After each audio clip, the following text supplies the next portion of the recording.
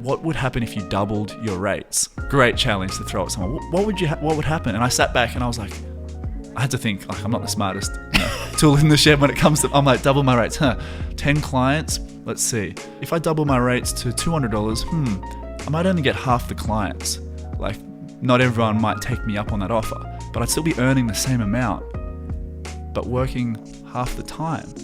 And I was like, cling, like, cha-ching, light bulb moment. I was like, I'm going to try that. Welcome back to the podcast. This week I chat with designer and entrepreneur Ryan Boles. He wants to help creatives and freelancers push themselves a little bit further and grow their businesses.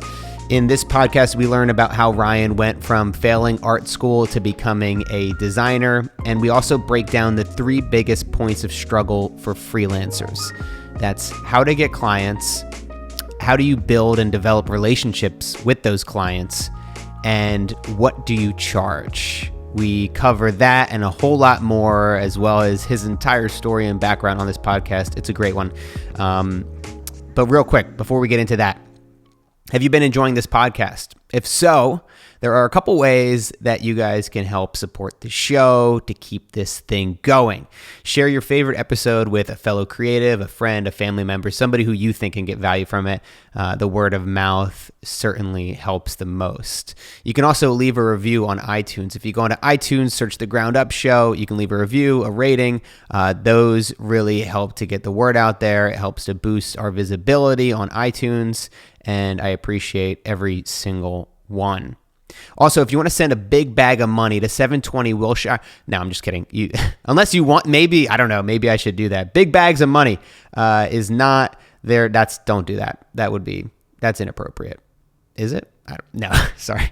Last thing, do you have any questions for the podcast? Is there something that's been on your mind, something that you've wanted me to ask a guest, something that you yourself are struggling with?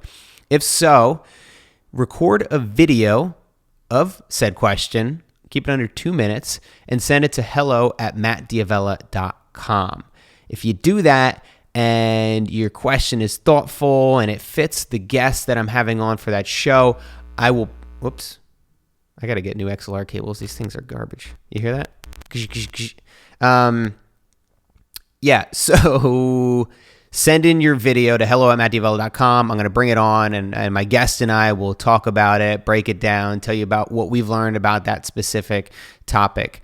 So do that, and I look forward to hearing from you. I've gotten some really great questions since we started doing it earlier this year. All right, that's about it. Let's get to the podcast. This is Ryan Boles. You're listening to The Ground Up Show, a podcast that inspires creatives to make meaningful content and pursue their passions. My name's Matt Diavella, and I'm a filmmaker best known for the Netflix documentary Minimalism. And I'm sitting down with creators to talk about their process, the lessons they've learned, and how to make an impact. Well, I think there's almost like a differentiation now, because you have, the Casey Neistats and the Gary Vaynerchuks, and I love these guys. They're amazing. Yeah. They're super inspiring. And like that path worked for them, which was just the create, put out, create, put out.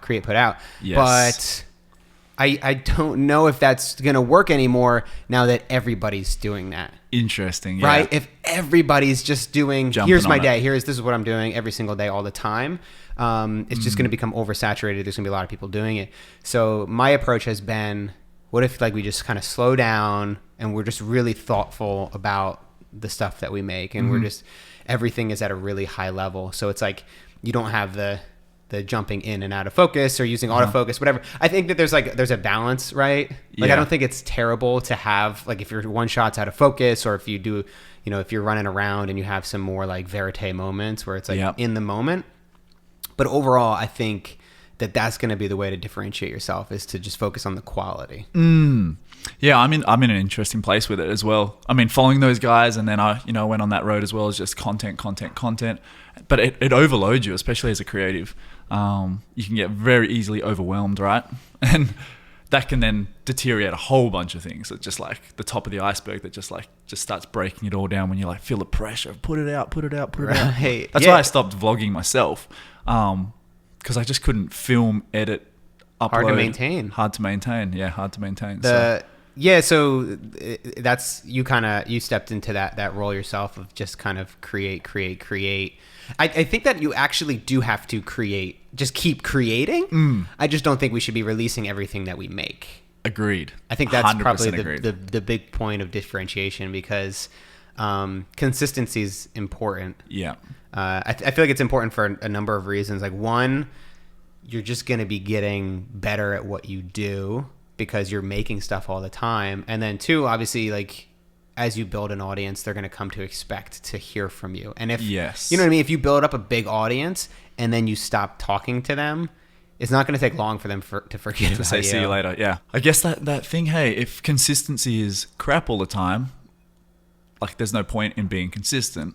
Like, you have to better yourself at your art continually. And sometimes that does take posting. I mean, we've got work online that we're not proud of, you know, that just happens as you grow and change and better yourself. But it comes to a point when you start to hit your mark and you start to realize, you know, where the level is or where the bar's at for yourself. And then you have to keep that and then grow. It can't start slipping under that just for the sake of consistency. Yeah, I think that, like, I think the main thing is, like, you have to take pride in what you do and pride in your work. And you have to, I think it does, like you said, it takes some kind of tinkering and figuring out, like, oh, is this good? Is this, you know, worth sharing? Is it not? And I think that's actually the key from what I found, is that even when it comes to, you know, I talk about making meaningful content, it's not necessarily, it's not that you have to make everything be top-notch, amazing, everything is great, but it's the fact that you have to ask those questions and you have to be like, is this clickbait? Is this, am I being disingenuous with this title or this thumbnail? Or like, is this thing really good? And I think the act of actually asking those questions is all you can really do. And then just be honest with yourself with the answer. I'm with you on that, 100%. Cool, man. So anyway, we just kind of hopped into it there, but thanks so much for coming on the podcast. I appreciate you being here. My pleasure. I'm excited. You just got to town recently, right? Monday. So it's just been 5 days. Shit. 4 days. That's a quick US trip. So far, yeah. This one's only 2 weeks, so it's a quick lap. I mean, I guess 2 weeks is pretty long. I mean, it's, how long can you... Last one was 6 weeks. Oh, really? So this, for me, feels extremely short. Yeah. But minus all the travel of the last trip, which was California, Texas, New York, and back. It was just crazy. I'm always curious about, like, Australians and people who come to the States, like, where they decide to go. Sure. Because, I mean, you have 50 states. I mean, Australia, love it. But, like, you know, most people are, like, it's Sydney, Melbourne, Melbourne, and, you know, Gold Coast. Like, there's some usual suspects, but it's a relatively small country to explore. Yeah. Well, we've got like 10% of your population, but there's sort of similar landmass, which is crazy. Yeah, it's nuts. We've just got nothing in the middle. There's nothing there. You got the have you done an Outback trip? Yeah. I got to do that next time. Yeah. It's a big place. Yeah. Did you enjoy it? Yeah, I mean, I haven't done like the Ayers Rock, which is the pinnacle of the Outback. We've just got this giant rock. I've heard about it. I actually saw a video. Nat's like, you got to look at this. Yes. And I was like, yeah, no, it's a rock. It's cool. Yeah. People like climb it. And you can climb it. Yeah. And it's a very sacred place for the indigenous of our country as well. So there's a whole bunch of history that's you know, situated out there that I need to go and see at some point for sure. Has travel always been important to you? Yeah, I've been blessed, I guess, to travel with my family growing up, and so I guess it's sort of just been a continuation ever since then. Absolutely. What was I know, like, Australians tend to do is it called leap year? Sure. Is that it? Is that not a thing here? No. Right. No, it's get to work, man. Get to your 9-to-5 job. You got to start climbing that corporate ladder. We don't have time for travel and fun. No, it's not. I mean, I think for Americans, it's usually we will travel during college. Maybe 40%, I think, of college students will do the study abroad. It might not even be that high. That might be higher. I might be giving more credit to us than we deserve. I didn't do that. My sisters did that. It's definitely, it's something I wish I had done, just because I feel like we're always so anxious and eager to, at least here. But I think most people kind of have this feeling and drive to want to get started, and like the fear of missing out on this career path, and, you know, climbing it.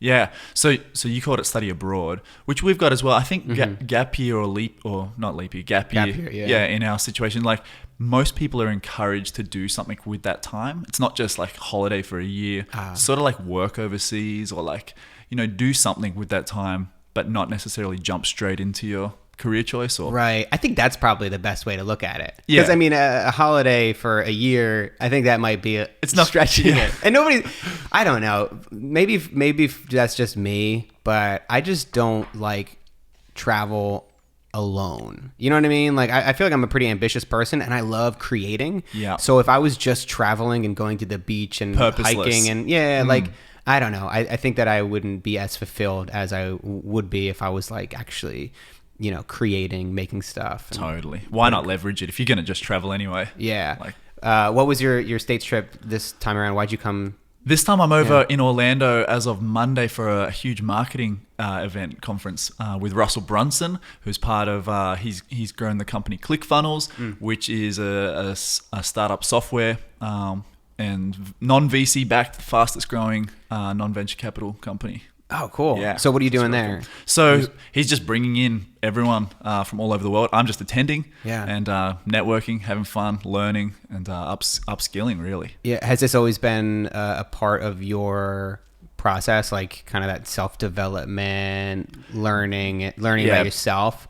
I think it tends to come naturally for entrepreneurs, but not necessarily for everybody else. Yeah, for sure. Definitely like a nurtured thing, growing up. My parents spoke a lot. They, managed and led teams and I was always in conferences seeing them and seeing how they handled and, talked and conversed with people. And so for me, it was always just, I guess, a progression from that. My dad's bookshelf is just full of every book that everyone's ever heard of. Yeah. So, yeah. So today you're a designer, you're an entrepreneur, you've done a lot of stuff. You were in a metal band. There's a lot that I want to unpack and talk about.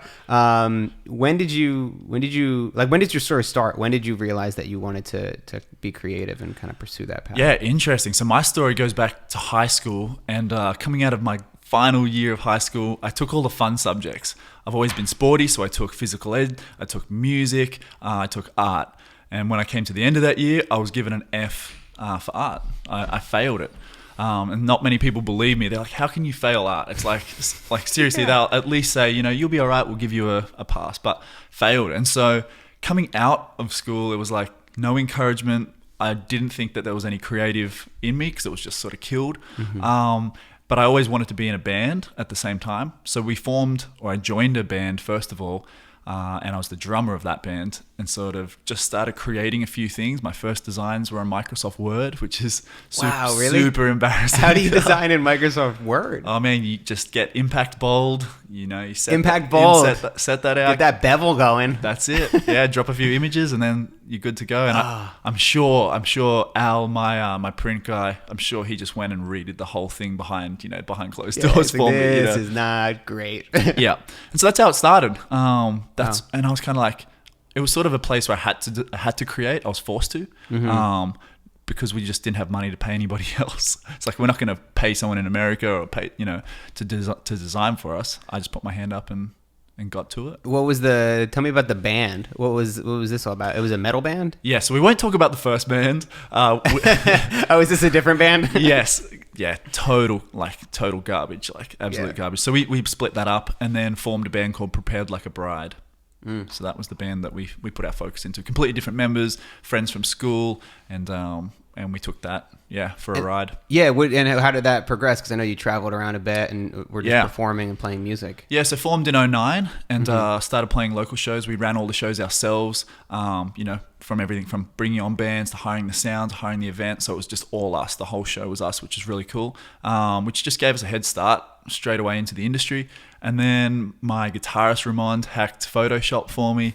And I was just like, I guess I'll just play around on this, in this software. And I think it was CS4, I don't know, 4 or 5, a long time ago. And then from there, we just progressed. He wrote awesome music. I was the vocalist, so I wrote the lyrics. We teamed up on that. And then between the both of us as well, we just designed everything for the band, from show posters to merchandise to album artwork, everything imaginable just came straight up. It was like an in-house agency, studio. Yeah. right there. That's great experience though, as like, somebody who doesn't have any entrepreneurial experience, that failed design or art class in high school. I feel like that's like the best way to learn. It's like you can read a book about it, you can take a class on it, but then to actually experience that. And I don't think you probably stepping into it, you didn't realize how much work would actually be involved. And I've had this experience before where like we just shot a special that was a 5-camera special in downtown LA here. It's going to be like a follow-up to Minimalism. Cool. Josh and Ryan, who were in the film, it's kind of their story and them talking about it in front of this. It was an audience of like 200 to 250 people. Yeah. But then we did 2 shows back to back, just in case anything screwed up. Things messed up, so I'm very glad that we actually did record 2 of them back to back. But you're like, you don't realize what it takes to put on an event, let alone film it and like, be in it, and to be in it. And like, dude, we legit you had to hire security, you had to get ushers, the one thing we overlooked was bathrooms. There were 2 bathrooms there, but apparently that's not enough for 300 or 200 people in a night. So they were. Oh, like before the show, each show was delayed by 20 minutes because there was a line wrapped around the block for the bathroom. I get that, yeah. But you know what I mean? Like these are these things that you don't think about and like you don't plan for, you don't expect. You don't plan for, and like then just for me, it gives. I give so much more respect for people who put on these kind of things and that manage the background stuff. It's like, because for what people see, like say a podcast or something like this, or they listen to it, and all you see is that final product. Yeah. And I guess that's what I'm trying to do with this show too, is like to show, hey, what's behind the curtain? Like, how does this whole thing come together? And there's about 1,000 steps it takes to get to the point where you're actually, clicking submit and uploading it online. Yeah. It's funny you mentioned like the hacked Photoshop. I feel like most creatives start out by stealing Photoshop. I had a hacked Final Cut Pro. I just wonder like how.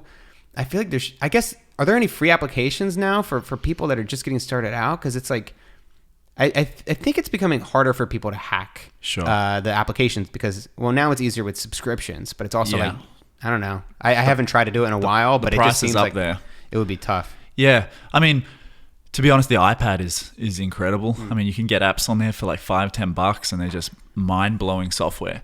Really? So that's the route I always, send people down.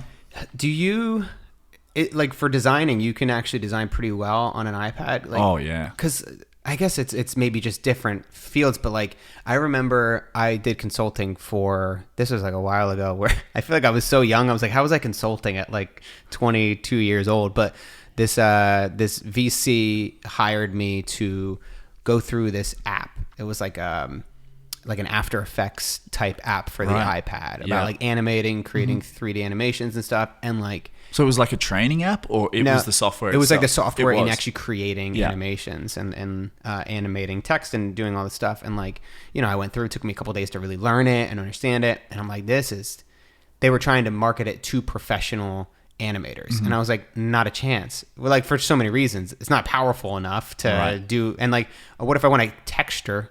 I can't just easily pull it from an iPad and download it. And like, for me, I was like, I could never see a future where animators would be working from an iPad. But design, I guess, is a bit different. Yeah, I'm not sure about animators or even design necessarily. I guess my thought process was more illustration, typography, that element of the creative world. Definitely iPad. Because it's more like the hand-drawn type stuff? 100%. Yeah, people are doing that. Use a Wacom for a lot of your designs? Yeah, I do have a Wacom as well. Yeah. I'm very grateful that they looked after me and worked with them for a number of years. So, cool. Really cool products over there. Yeah. You, in terms of your design now, like what kind of work do you do? And I guess how did you get into it and how did that evolve? Because like it was after the music and you kind of stepped into the role as a designer. Yeah, there's a few parts to that answer. So with the band, I started designing for us, obviously, and then more important, as it happens in any business, you start just getting word of mouth, referrals, other bands, managers, record labels just started building out that thing, and friends were like, "You should start a business," and I was like, "Nah, this isn't a thing." And eventually, I was like, "This is a thing." Like, if you're providing service and getting paid for it, you got a business. Yeah. So I started growing that freelance element as we grew the band, and then brought on a few of the guys to work for me, and sort of just not knowing what I was doing, playing around with it, right? And so the band finished 2015, and so ever since way back. I've just been designing the whole time, freelance for myself. In the most recent 6 to 12 months, I've been transitioning and playing around with a few things because now I've found this passion, like yourself, which is that's why I'm glad we're talking. Yeah. To add value and take people on the journey themselves. Yeah. Because we all started at A and we all want to get to Z. That's just the progression. So I'm now on a journey to impact and help as many creatives as possible in the freelance space, to not go down the path that I went down for a long time, or the mistakes, just help them hack that. Because something shared with me recently was that, a smart person learns from their own mistakes, but a genius will learn from somebody else's. And so that's sort of my mentality in things more recent times. Yeah, I found that through two ways for myself when I was starting out. One, I had my sister who was a graphic designer, an illustrator at the time, and whenever I had a client problem, I had I don't know what to do in this situation. I would go to her and then we would talk it out, and to have somebody that you could kind of throw those ideas around with, somebody who's been through it before. And then she could be like, oh, actually I've been through that same thing before. Totally. And then you can learn from that mistake. But these days it happens in a number of different ways, and it can happen through reading books. You can get advice, and I think really kind of having some guiding principles about which direction you should take your business, because not all businesses are created equal, and you have to set your intentions from the beginning and really absolutely keep your integrity throughout, because you lose that once, it's gone forever. Yeah. And then it's, but to be able to have that kind of advice that you can go to, I feel like is so important. So important. I'm grateful for everyone that's led me on that path for sure. Yeah. And then I feel like it's also though, I'm curious about what you've learned about teaching freelancers, because that's something that's, it takes a little bit of a different mindset to be able to step back and look at what you've done and the mistakes you've made, and to actually kind of package it up and be able to tell other people about it and actually turn it into a story, because that might not be so straightforward. No, it's not so straightforward, but I guess it wasn't an intentional, I'm going to, in 5 years' time, be at this space where I'll be helping people on the same journey. I had no idea that this was coming about. It just started boiling up. Thankfully, with my mentor and I, every day we're in touch, sharing gratitudes, learnings, and our intention for the day. So I had all these learnings that were all documented daily for the last few years. And I could just go back through there and just start working out what the common threads were in the process that I'd gone through, and the steps that I'd taken basically. And then I basically just asked my audience, what is the number one thing you're struggling with as a freelancer? If you could ask me one question, what would it be? Excuse me. And from there, I took 100 responses to get a sample of that, and it just kept coming back in six particular questions every single time. And so I started to just realize that there was a very common thread in what people were struggling with. And then I set about, working out how I could provide value in that area. What were some of those things that people were struggling with? Number one, how do I get clients? Yeah. Number one, I get that message 20 times a week, 30 times a week. Wow. How do I get clients? How do I charge? What should I charge for my work, or for my skill set, for my experience? How do I charge? Hold on a second. We're going to go through some of these. Yeah, sure. I have some thoughts too, but I definitely want to know what you think. So get clients. What do I charge? Yeah. What else do we have? Your revision process, revision process. That's for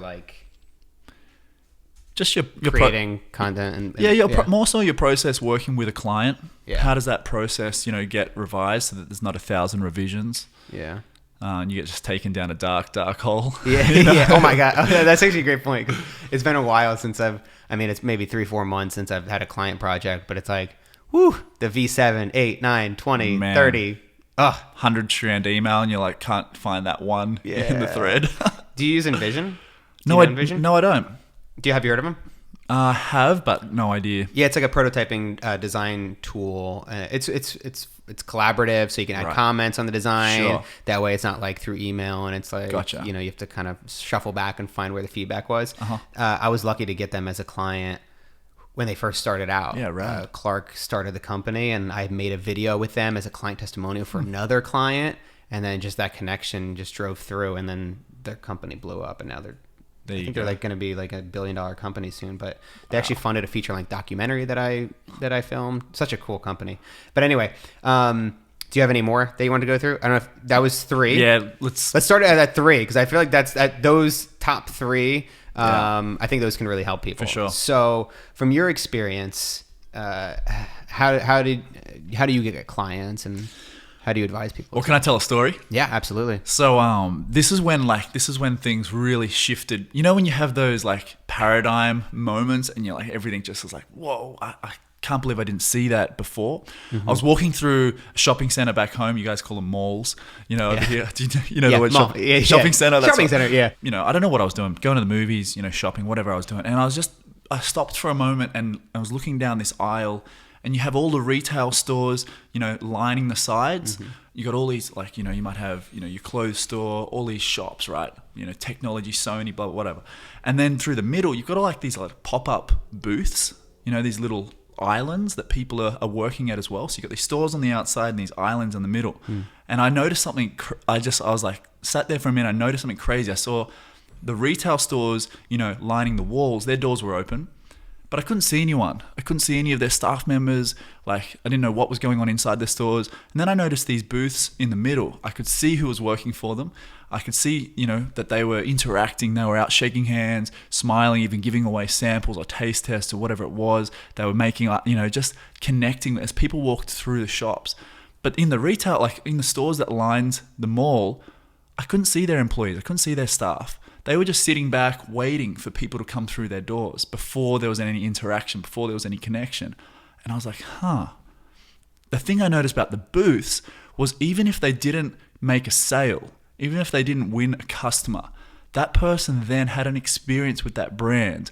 They'd seen something and they could, if they went and checked out 10 more stores, they could always come back because they knew exactly what they'd seen there. And I was like, something's going on here that relates to, my business. Was that as a freelancer, for the longest time, I'd just been sitting back waiting for emails. There's my work. It's all up online. My shop's ready.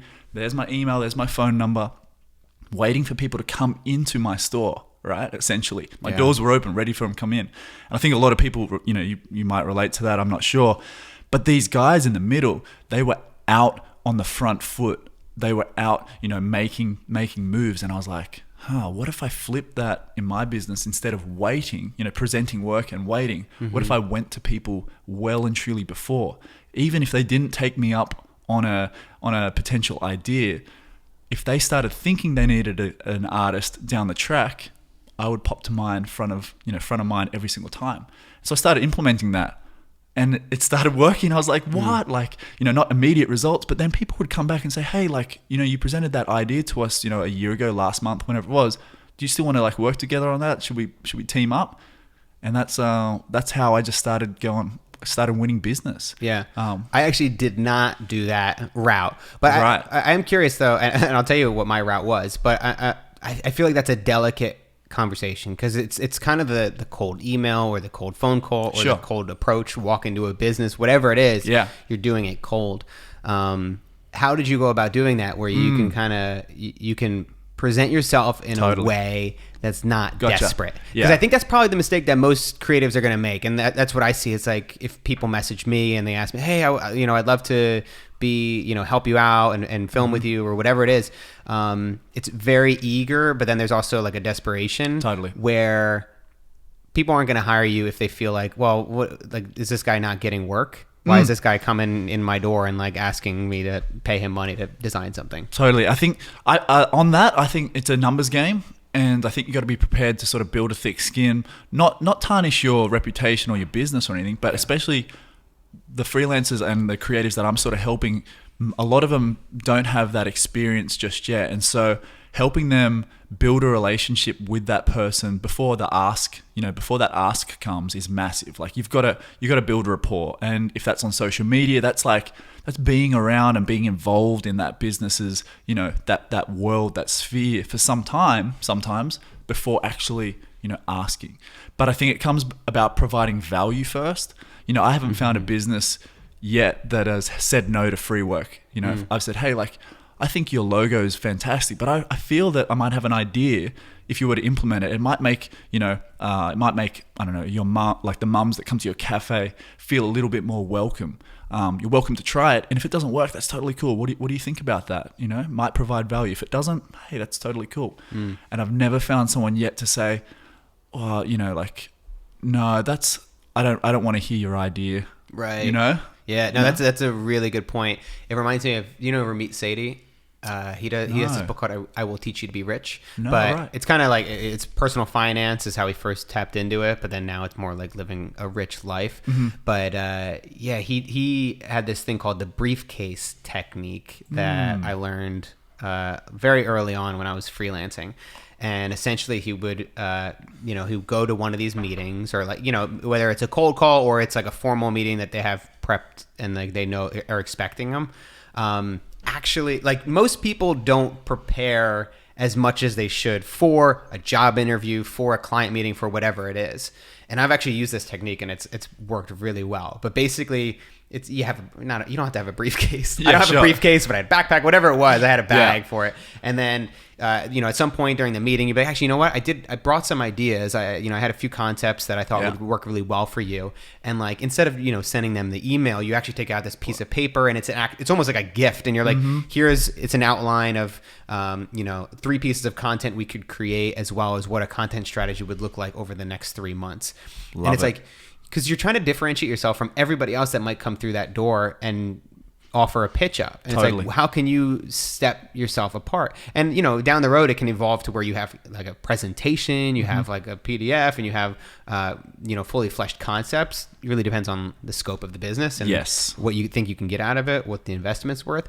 But to be really prepared and, like you said, to offer value first. To really just give them something and not expecting anything in return. That's the key. I think that's the thing, is that people expect, okay, well, now where's my money? You know what I mean? Like, no, just you give it to them and you say bye, and then you end the conversation. Exactly. Let it simmer, because it comes from a place like, I need clients, and there's that desperation. You need to like just pull back from that. Just take a moment and go like, I'm just gonna, it doesn't matter, a week or two. Sure, like I might need some bills to pay, etc. But to go out there and do your due diligence on who you want to work with, and just throw them value. Absolutely throw them value, because you want to build a partnership. They're not just a client and you're the designer. Like, you want to become friends with this company. Like, that's where it should be at, this level where you can sit down and have a coffee with them. There's no like, Yeah. And that's what you want to get to the point where it's just like you're working, because eventually you get to the point where you are choosing the clients. You are saying, actually, you know what? I had that meeting with that person, or I called that person up on the phone because I really wanted his business. Yeah. But now I'm like, I don't know. Yeah. I don't know if I want to work with this guy, because you're dedicating your time and your energy. Like, they become essentially your coworkers for a significant period of time. So you have to weigh that. For me, and that your approach, I think, is the right approach to go about when you really need to start getting clients. You're starting from ground zero. You have nothing. I think I was fortunate because I started my business in college. I got, where I was living off of my student loans, which wasn't the best idea in the world, but it gave me some runway and some opportunity. That, like, I didn't have to pay my bills. I didn't have to I wasn't stressing out about getting clients, and I didn't have to hustle that much. Although I did hustle, but it was like, started out doing some free to cheap work with people that I respected, people that I really like to work with. And then it's like almost, it becomes a snowball effect and this is what's going to happen naturally. If like you go out and hustle and you get, no matter which way you get clients, as you start to get them in, they're going to talk about you. If you're putting out amazing work, if you're doing great, and like, it could be just the fact, a lot of people just think about like, oh, my quality's not up to par. Like, it's not that great. And it's not only that. It's like, also, are you great to work with? Do people really enjoy your company? Like, are you easy to work with? Do you deliver shit on time? Totally. Do you over communicate and just make sure they know exactly when the delivery is going to happen?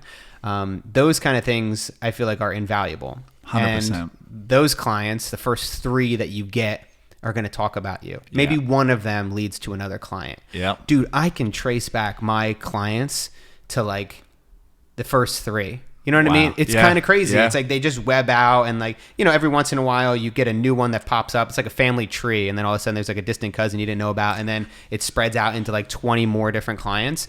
But it really starts to snowball if you're delivering high quality work. It. Yeah. And like, cause everybody's always worried. It's as freelancers, you have those lulls, right? Where you're like, it's the roller coaster, right? That most people are on. yeah, you're like, oh shit, I didn't get any work this month. Am I going to get any work next month? And that's hard to grapple with. But then when you've been in the game for long enough and you've got so many of these different people that know about your work, then all of a sudden you can start to develop and build a business. And then also like relax and sit back and be like, it's going to be okay. Yes. Like I'm going to be able to make a living this week. Absolutely. Yeah, totally. Yeah, I love the idea of the mall and kind of how you present yourself, because that's how I felt for a long time with my freelance stuff. Yeah. And actually, I never really got to a point like it seems like you do, where you've built up an audience, which I think will probably help to channel that and will potentially get clients through that, because my like website and my reel was only there for when I sent it to people, Sure. you know, which I think it works. There's some value in that. Yes. But then if you're actually getting people coming to your website, maybe for the additional, you know, value, additional content, whatever it is you're creating, and then they might want to hire you separately for another project. Yeah. Has that worked out for you? Well, I had a website set up for a long time with the same thing, you know, just sitting there, and people, you know, would land on that and contact, and yeah, absolutely. So what do I charge? Ooh. That's the next question. Yeah, it's a big one. Yeah, it is a big question. Yeah, it's a big question. Because it's one of those questions where you're like, well, depends, right? What are you making? How long have you been doing it? How much talent and skill do you have? How do you answer that question to people? I answer that by saying, you know, it doesn't matter what anyone else thinks. It's the value that you provide. It's like, I mean, the way I look at it, again, with another story, is like, if you had a car worth, and I'm using things that necessarily don't relate, but you can put the pieces together, right? If you had a car and you're trying to sell this car, and you say to your friends, like, I'm selling this, and they're like, how much for? And you're like, $10,000. They're like, it's not worth $10,000. Everywhere online, they're worth $5,000. Like, what are you doing? And you happen to sell it for $10,000. It doesn't matter what anybody else thought, what anybody else said about what the value was of that car. The person that bought it, that was what they invested in, $10,000. That's the value that they saw in the car. So I believe the value you provide for somebody is exponential, depending on that service and what it fulfills to that company, okay? And so I don't think there's a written law, but for me, I struggled making band posters for $20, $30, and I was spending 6 to 8 hours on them. And it was like the most painful thing. And so I had to say, sort of, like, it was a long period of time, refining that, as you know, your process and increasing your value that you add. It's not just a poster, you know, you might add some assets in on top of that, a whole bunch of stuff to eventually increase that value that you're giving to that customer. And obviously the quality, like we've spoken, has to be high. It has to be top notch, which makes sense. But again, I was challenged by my mentor, and it's not an uncommon thing to be challenged by that. What would happen if you doubled your rates? Yeah, I love that. Great challenge to throw at someone. What would happen? And I sat back and I was like, I had to think, like, I'm not the smartest tool in the shed when it comes to, I'm like, double my rates. 10 clients, let's see, $100, that's $1,000. Okay. I might get, if I double my rates to $200, I might only get half the clients. Like, not everyone might take me up on that offer, but I'd still be earning the same amount, but working half the time. And I was like, cling, like cha-ching, you know, light bulb moment. I was like, I'm going to try that. And then it's just that trial and error, you know, it's trial and error. Some you'll win, some you lose, but it's a great challenging question at any level in your business. What if you doubled what you were charging? It's like a bit of a lump in the throat. Like, yeah. I recently answered a question on my AMA podcast, and somebody was asking like how to start to make more money. And it's like, well, yeah, like you got to charge more money. And I said, well, you're going to go from a place where you're doing $400 for a video to $4,000 to $40,000 and more. And at the time, if you're at that $400 video, you're not going to feel like it's gonna seem impossible. Like 4,000, you're like, holy shit, that's all the money. That's all the money. All the money. How am I gonna get all that? How am I gonna get them to pay me that money? And somebody actually asked me in a comment. They said, I'm at $400 right now. What's the difference between? He's like, I don't even know the difference between a $400 video and a $4,000 video. And I said, it's literally just the amount you charge them. You're giving them the same exact thing.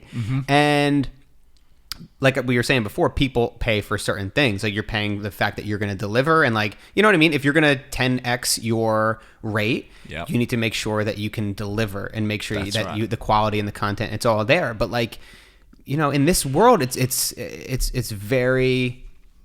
strange in that you can literally just charge whatever you want. As long as you're providing value, and as long as that person appreciates the value, then people are going to be willing to pay for it. And I mean, the thing, I 100%, it's like the craziest thing, because then you're like in this open space of like, so what should I value my time at? You know, what if I could do anything, what should I value it at? Because we just start at the bottom of the chain. I was like, $20, that's where I should start for a poster. You know, but that company's bringing in, you know, hundreds of people to their event, making thousands of dollars, and here I am sweating, you know, in my bedroom for 8 hours a day with 30 revisions on this poster, making nothing for it.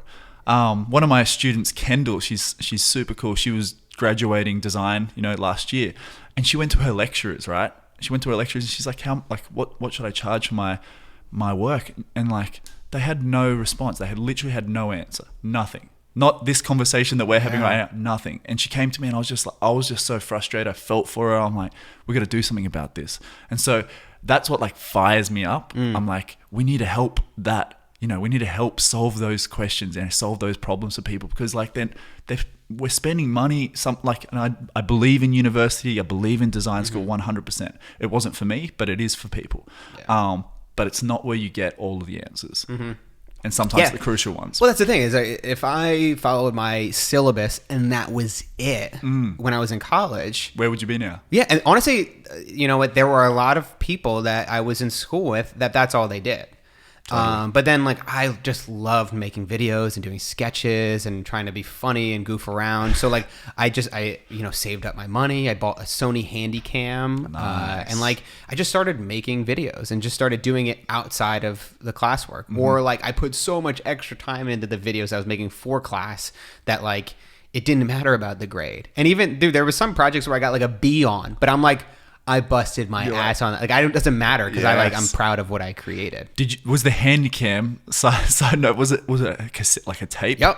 Yeah. Yeah, dude. This was like, it's funny because I was talking to Sarah Dici, and you know, she's like her early 20s now, and she's like, my dad had like a Panasonic, whatever. It was like, I was like, oh my God, that's a camera that came out 3 years ago, because that's when she started. It was like 4 years ago. 3 years ago when she started filmmaking, and I was like. I'm one of those people. I'm like that guy. Back in my day, we like actually. Dude, my dad had one of the on the shoulder. Yeah, my parents did as well. VHS. And that was like we made horror movies back in the day with like literally a big VHS tape. Yeah.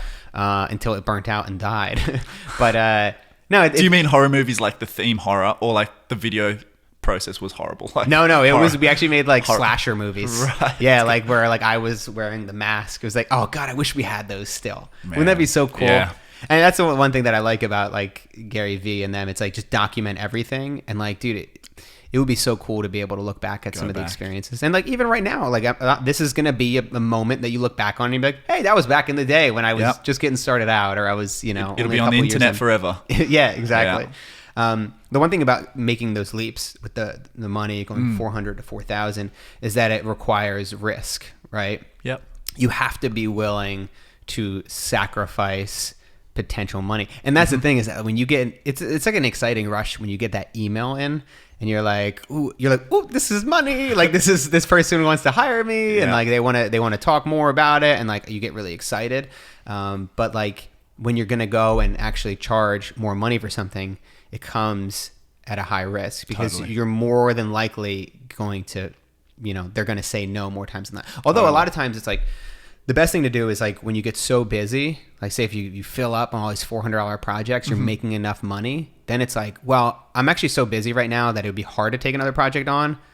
All right, let me 10x my rate. Let me just like kind of just throw it out there. And that's when I started to make those bump ups because I was like, wait, they're saying yes? Totally. And I, like, 10 times it's less. interesting you touched on risk, Yeah. because like it's those that risk it in business that risk it to get the biscuit, That's a good one. I never heard that. That's going to be the name of this podcast. There you go. Risk it. It's so much like that. And, I don't believe in necessarily discounting your rate, giving someone a discount per se, because it's not a nice way to look at your service and what you provide. However, when you risk it, you've got the opportunity, if they say that's outside of our budget, just to pare it back and say, cool, well, what is inside your budget? And that might land higher than what you were going to originally charge anyway. Yeah, you know what another good piece of advice is? I never like telling people my rate on the phone, because like maybe I'm not confident enough, Sure. but I just know that like I always use soft language. Like maybe we can do that. I don't know. You know what I mean? But Totally. like, so I always am worried that I'm going to just say, our my rate for this is like 10,000, but like, if you can't make it work, then blah, blah, blah. And then it's like, I'm like, well, shit, like you're so weak. Why can't you just say it's 10 grand? That's what it is. Take it or leave it. You want me? Like, yeah. It's very hard to do that on person. So I will never tell somebody my rate over the phone, and they try so hard. Yeah. Like, It's a good game. just give us a ballpark. Just give us a ballpark. Sorry, I'm going to have to Yeah. really think about it and then put Yeah. it together in an estimate. And that's what I've always done, is then I'll take a step back, and then, I will think about, all right, what is this actually going to take to make? Yeah. But then I will send them an estimate in the email, it's so much easier. It's like, boom, here it is. It's official. It's in a document that looks professional. You're going to get this. You're going to get this. I'm going to send you this. We're going to like it just, you can clearly lay it out. But then also another way to do it is like, if you're worried about losing their business, Sure. give them 2 or 3 options. That's it. Big one. Yeah. And then you're like, well, I'm definitely not going to do it for below 400, but like if they want a $400, $4,000, and like $10,000 option, I can just kind of scale it in either direction to make that work. Huge. Give them and the choice is powerful too. Yeah. If your client's making a choice, they're in control. Yeah. And they love that. Yeah. So it's a win-win. Take some time. Yes. That's the thing, Yeah. right? And I think you have to weigh that, because like I've definitely been there where I'm like, I don't like writing together 3, you know what I mean? Because it takes time to write these briefs Proposals, up, and because if it's potentially, and you got to just weigh that, right? If it's potentially going to be a high earning client, then you're like, all right, Put some time in. Put some extra time in. Yeah. What do we got? Oh, the last one.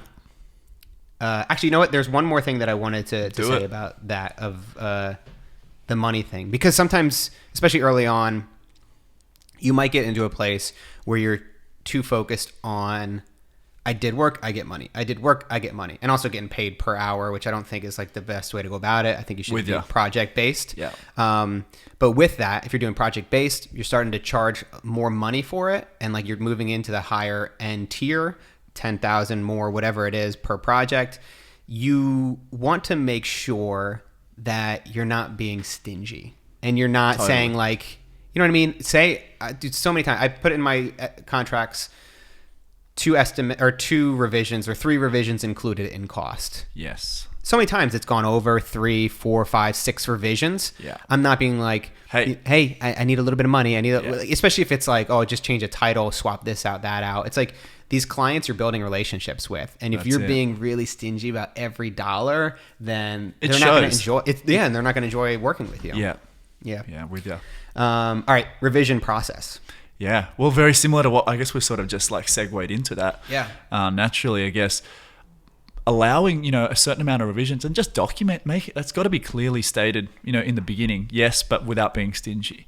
And that's a great way that you can actually extend past those revisions to show that you really care about that client, that customer. And that really shows and builds so much trust when you're like, hey, like we have reached the revisions that we set out, but I'm happy to push through this because I want the end result, to win for you and for me. And so I think, going back, that revision process has been for 10 years. Like it's such a crazy process. What's the most that you've had, if you could recall?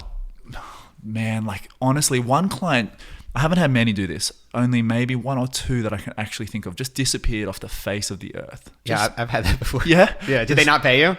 No, they'd put the deposit down. Yeah. We'd done some work together and then just crickets. And I was like, so weird, man. Weird. They came back a year later. a year later, and now I don't know if there had been something going on in their team. Someone had gotten kicked. Someone new had come in, but they came back and, hey, can we continue the project? And I was like, what? Dude, that is the worst. I've had that before. Like projects that should only last 2 months, but then they end up lasting 3 years because they keep pushing it back. 3 years is big. Yeah, no, it was. Damn. Yeah, it was. That was my first $10,000 project. Right. Though, so I was like, I'm gonna stick at it. yeah, dude, honestly, when I got that project, I was like, I don't ever have to work again. I was like, this is it. I'm good. I'm So good for the good. year. I'm good. For like, but there's definitely a lot more that comes with that. And then, looking back on it, I was like, 3 years, probably it wasn't worth it. Totally. I mean, at the time it was, just because it made me realize what was possible. Yeah, and you have to go through that learning as well. Yeah, because before that, it was like, I think it was $1,500 was my biggest project. Sure. And it was for so much more work. Yeah. And then I was like, I had learned through somebody at the company that I knew. He was like, hey, other people are pitching, and this is what they're pitching at. And then I was like, really? Are you serious? I got to stop right there. Like, for everyone going to be listening to this right now, like, that is like a groundbreaking, like, when that happens in your career, that's groundbreaking. Like, and you need to be challenged by someone outside, because you don't know what's possible. We get stuck as creatives, like, in this, like, just this track. And there's not a lot of sharing from what I don't know. I've found that there's not a lot of sharing these sorts of conversations and ideas around. It's sort of like really kept close.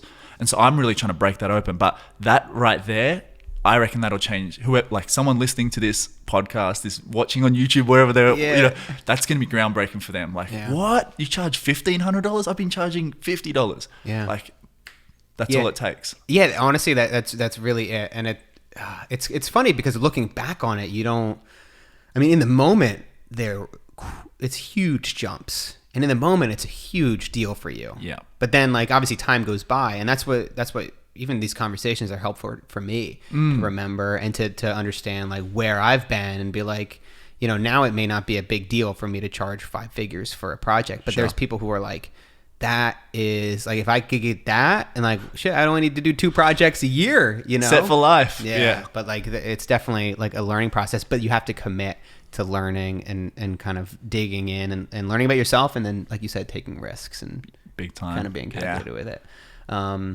It's funny. Like, now that I don't do as much, I don't do any client work now, really. So I don't have to go through the revision process. How do you... That's the same as me now. Right. Yeah. So do you not do any design work anymore? I'm currently working with my I guess I'll take on projects in the future that I'm passionate about, or a friend and whatnot. But I'm currently working with a client, who's becoming a friend in Gothenburg, Sweden. And I've let him know this is going to be my last project. And he's like, dude, thank you so much. Oh my God. We're currently working on a monogram for him. And that will probably be doors closed, and then I just want to help others. Yo, that's exciting, dude. I just did that three months ago is when I took my last client project. It was, like, you have some build up to it. You want to make sure you got some runway. You want to make sure that, like, the transition is smooth, because I'm all about risk, but definitely calculated risk. Of course. And being smart about it. And, because if you don't do it, if you're not thinking about it properly, and you just, like, I think Colin Wright said, you don't want to just jump off the cliff and then put your parachute together when you're on the way down. You want to make sure your parachute is ready to go, so that way if anything goes wrong, you can be ready for it and adapt, because I think you're going to come to those places in that roller coaster where you're kind of at the bottom and you're not feeling like you'd made the right decision, and you're feeling doubt. I'll go back to the client work. And that's the thing, is that it's nice to know that it's always still there. Yes. And you can always go back. That's the thing about developing and building skills. Is now you have this skill. It's a tool belt. You have it. You both from the entrepreneurial perspective of running a business, as well as the design. Mm-hmm. It's like, if you ever get into a pinch and you're like, you know what, I need to make some more money. Yeah. Pick up a couple client works and then client projects, and then you can move forward. I feel like that's because a lot of people have this idea about job security, right? They might stay in their 9-to-5 job because they think it's somehow secure. Like, they can't lose that job. Yeah. And super empathetic to those who have families, and also things that that stuff is crucial, that you have to look after them. So I get that risk as well. Nah, just let them. They'll be fine. These kids are really resourceful these days. They will be fine. Yeah. But, No, I completely agree. And that's like the hard part, and that's why I think people shouldn't wait. I know a lot of people in college that I was friends with that were filmmakers, and they were like, Yeah, I think eventually I'm going to do my own thing. Like eventually that's where my heart's at and what I want Start to do. now. Yeah. Dude, they were like, all right, I'm just going to get some experience in the industry. I'm going to do 15, 20 years. It's a trapdoor. Yeah, like in the industry just to build some relationships and client, like network and all this stuff. Yeah, And I'm trapdoor. like, you're never going to get out. Yeah. Dude, imagine that 20 years down the road, you got 3 kids and a wife and you're trying to figure out how do I leave this to build something myself. Because the first couple of years, you're not going to make a lot of money probably. Mm-hmm. You know what I mean? Yep. My first year, I made $8,000 maybe for the entire year. Sounds about right. I was stoked. Yeah, me too. I couldn't believe it. I was like, oh my God. I wouldn't have made that much, bro. Like far out. Yeah. Yeah, no, it was, but it's you got to start now. Mm-hmm. And then you'll learn along the way. And it's never too late. So if you are the person with, 3 kids and a husband, and you want to leave it and pursue your passion, you can still do that. And there's 24 hours in a day. It's amazing what we can do in 24 hours in a day. Like how many of us are sleeping 10 hours, It's like how many of us are sitting in front and binge watching Netflix. Like, hey, I'm guilty. I watch a bit of Netflix, but it's like you got to depend, what you want, should determine what your actions are going to be, Right. If you're saying you want this thing and your actions don't match up to that, I don't want to hear about it. It's got to align. It's got to align.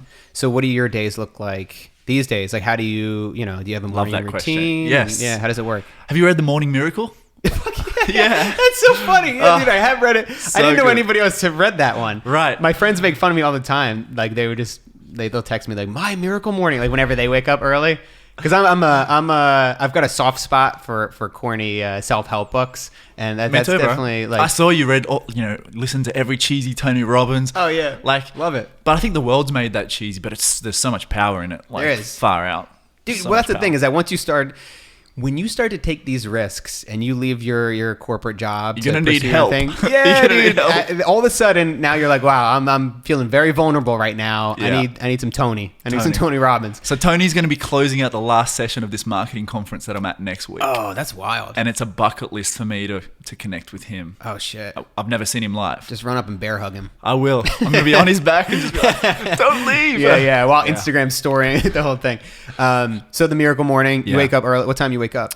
In Australia, the sun is up at 4:35 in summer, so it shifts a little winter to summer. Here, I woke up this morning at 6 and it was still dark out, and I was like, I don't want to get up because it just happens that way. Yeah. But usually 5:30 has been currently. I shifted around. I like a bit of variety, a bit of change. 5:30, and that'll be like quick, workout and shower. Then it's like protein shake and some reading, and that'll be either. I'm always reading some form of book, whether that's self-help, marketing, something to learn and grow, and then I'll read my Bible. That's my start to the day, and then it's pretty much get grateful before the day starts. I'll contact, reach out to my mentor, and we share 3 gratitudes, a couple of learnings, and our top intention or our top win for the day that we're looking to achieve. Make my lunch, get to the office by like 8:30. I love that. I need to start developing a morning routine like that because what I love about it, and I think this is part of what the Miracle Morning was about, was kind of like setting time for yourself and not jumping straight into email. I think a lot of us do that. Wake up or social, pop it up on email. Oh yeah, what happened on Instagram last night? Ooh. How many likes did I get last night? I'm guilty. Still, I did, dude. I did it this morning, and like that's the thing is that. But there's a balance, and there's definitely kind of an ideal where I'm like, you know what? I actually don't feel good when I do that all the time. Yeah. But we don't know that we're not feeling good unless we become aware of it. Hey, that self-awareness thing. Yeah. But like, I think I want to start developing a better morning routine where whether it's 30 minutes or an hour to just take some time to myself, to meditate, to read, to kind of, and I do that from time to time, but I feel like it can be more concrete because then it grounds you. Yes. And it also, sometimes it can feel like when you're an entrepreneur that everything is about work. And it's just like, and you don't want it to be, as much as there can be a grind to it and you have to grind and put in the work and hustle, all that. You don't want your life to become a grind. No, you got to find that balance somewhere. There's a time where we have to just get it done and get it out to get to a point, just where we can, we're back at status quo, we're back at ground zero. Yeah. But yeah, it's a constant wrestle, working that thing out. Yeah. I've got also a morning mantra as well that I've got in there. Yeah. That I'll read in front of the mirror proclaim who I am, who I'm serving, what my goals are for the year, and where I want to be, and make sure that vision is front of mind every day, and just make sure that I can be empowered by that. Love it. You want to get to quick questions? Yeah. Quick questions, not quick answers. So feel free to elaborate. Cool. Let's see here. Yeah, we'll go through about 5 or 6 of these, and then we'll wrap up the podcast. Awesome, man. And then we'll get you back to... Where are you from? You're from... The Gold Coast, born in Sydney. The Gold Coast. All right. I'm going to be back in Sydney we've got 2 weddings this year. Ooh. So I'll be back in November and December. I'll have to let you know when definitely. when I'm coming through town. How fun are weddings? So much fun. So much fun. I love it, dude. Yeah. Because I used to film weddings. I filmed 40 weddings in my day. Are you glad you don't film weddings anymore? Yeah. But I don't knock people for doing it. No, I got friends. Yeah. Incredible. If you love it, I don't do Yes. whatever you want. And I actually did love it in the beginning. It was exciting. It was fun. It was great to be around. The money's good. Yeah, the money's Yeah. good. Dude, that's the easiest way to build up a business. Sure. And that's one of those things. And word of mouth is wild. Yeah. If you do a crap job, it's wild. If you do a great job, it's both. It's like extremes. Yeah, and now people will go over. They got the drones. It's next level now. But you can. That's like one of the easiest ways to build up your business. The trouble with it is that if you're not passionate about it, you're kind of stuck with it for a year once you want to quit, because you book weddings out a year in advance. Right. So there you go. When I wanted to quit, I was like, oh, I got to do that whole next summer. I got 10 weddings I got to shoot, but it's good money. It's good commitment. Yeah, man. What book has made the biggest impact on your life? There's a couple. Can I answer with a couple? Absolutely. Definitely. So Think and Grow Rich, Napoleon Hill. Massive for me. What was your takeaway? The morning mantra out of that book is one that I've customized, but I love the basic essence of where that comes from. So a huge book there, Think and Grow Rich. Definitely Morning Miracle has just been cool, practical stuff. Really practical book, good fun one to implement that sort of stuff. And you can see it's on that same path, right, of just setting yourself before the day starts. And then finally, probably The Alchemist is one of my favorites as well. Yeah, that was a good one. I didn't get that one. It's funny, just like the certain books that impact people at certain times. Like I didn't read The Alchemist until later in life, when I kind of had gone through some of that stuff before. Sure. Like one of my favorite books was The Power of Now. I haven't read that. A classic book. Classic. But it may not have the same impact on you, because you've probably asked a lot of these questions of yourself already, and kind of explored meditation and spirituality. So it's like it depends. It really matters when these ideas come across your path. Yeah, exactly. Yeah, for sure. What would you say drives you?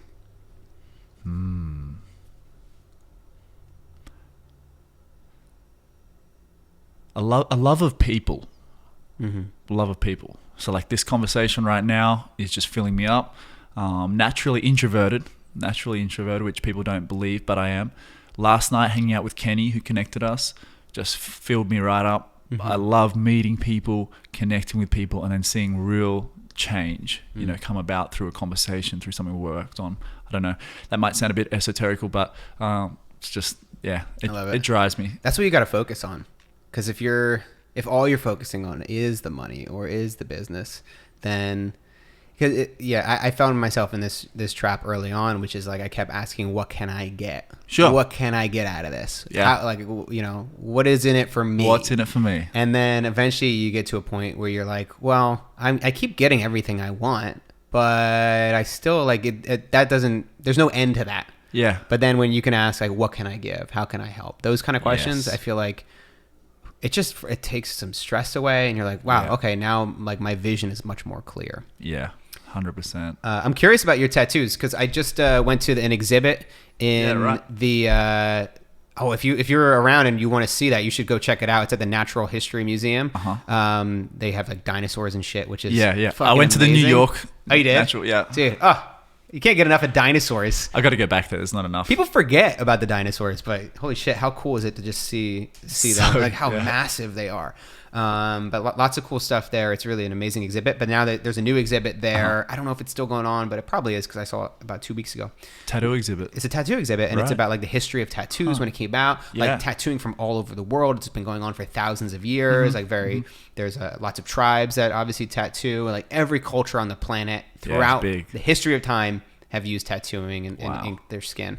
And there's also like the history of Los Angeles tattooing, which was super interesting because it started what's called a black and gray. It's a Sure. certain style. It's Uh-huh. really smooth. Okay. Like the lighting it's a very natural fade, and it actually started in prison. Because There you all go. they had was black ink and staples to create tattoos. So then they would just kind of water down the ink to create the black to like the light black lighter. and gray to kind of Yeah, create these right. amazing tattoos. And then it just kind of took off throughout the culture around LA. Super fascinating. So tell me about the tattoos that you got. So, I love these. so this one here was I think my first on this lower arm, and it's Native American girl.